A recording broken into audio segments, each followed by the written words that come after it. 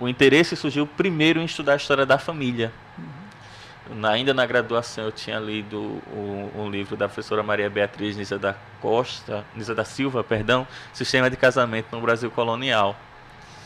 E quando fui trabalhar lá nesse estágio, né, da cadeira de iniciação à pesquisa histórica, eu me interessei por pegar os testamentos por fora. Além do trabalho com as leis, né, com os códigos de leis, eu me interessei em pegar os testamentos justamente para ter essa preocupação com a família. Só que os testamentos eram do século XIX, principalmente final do século XIX, o que tinha sido preservado, que estava disponível lá para pesquisa.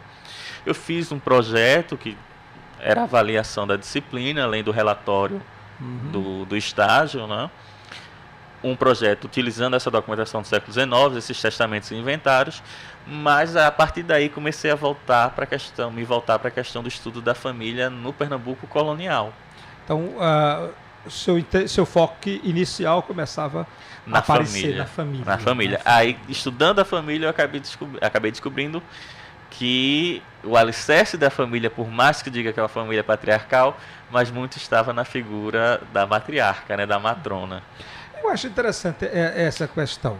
Falamos muito da família patriarcal, mas a quantidade de homens que estão sempre fora de casa, seja fazendo guerra, seja negociando, cuidando das coisas, ou viajando para Portugal, quem terminava dirigindo os negócios parecia ser as mulheres, né? Em boa parte dos casos, sim. Inclusive até grandes, vou usar o termo aqui, senhoras de engenho, que administravam mesmo. Ainda mais em períodos conflituosos, como aqui no caso de Pernambuco, né? O período da invasão holandesa, depois do processo da restauração, muitas mulheres tiveram que assumir os engenhos, e também após a expulsão dos holandeses, muitas viúvas tiveram que administrar as posses da família. Significa que essa questão de sociedade patriarcal talvez se aplique mais diretamente ao mando do governo, ao mando político, do que do mando dos engenhos, né? E talvez a função dessas matronas fosse fortalecer essa mitologia patriarcal que se tem no Brasil. Porque todo o discurso é que ela deveria ser submissa ao marido, né? Mas na verdade era ela que atuava muitas vezes administrando o trabalho dos escravos domésticos, né? Através do contato com os escravos domésticos, elas tinham contato também o que ocorria na senzala, os comentários da senzala e o que era feito no eito, principalmente quando os maridos viajavam, né? Eu peguei uma documentação do João Fernandes Vieira,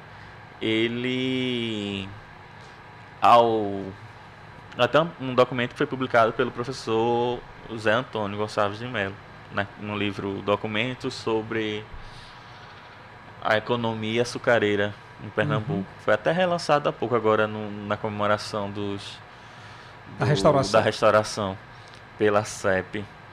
E ao empossar um novo capitão do mato, o João Fernandes Vieira coloca todas as obrigações, né, que o capitão do mato deveria fazer, o administrador, e no final ele diz: a maior de todas é que ele deveria sempre perguntar a opinião da senhora da casa, para tudo que fosse feito, né, enquanto o João Fernandes Vieira estivesse fora, né. Quer dizer, era uma admissão, portanto, de que a administração estaria, né, basicamente confiada a ela. O problema é que a lei lusitana restringia muito o acesso da mulher, porque a mulher é tida como imbecil dos sexos, né? Mas a prática era completamente diferente. Isso na colônia é muito comum, né?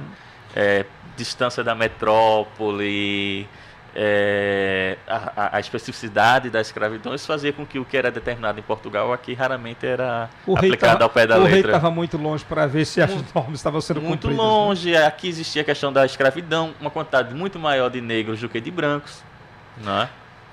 Desequilíbrio sexual muito grande, a quantidade de homens muito maiores do que a quantidade de mulheres, principalmente a população branca, as mulheres brancas eram muito poucas, né?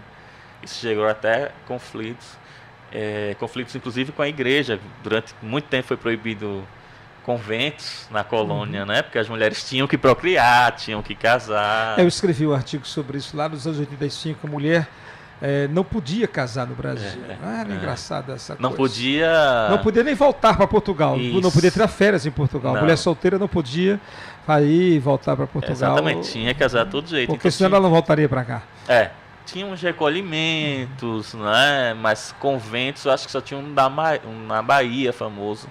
Mas esses conventos só no finalzinho do século XVIII começam a aparecer. Exatamente, final do século XVIII. Não tinha condições da mulher pensar em vida espiritual. Não, porque isolada, a necessidade era procriação, uma prole legítima branca que ocupasse o espaço da colônia.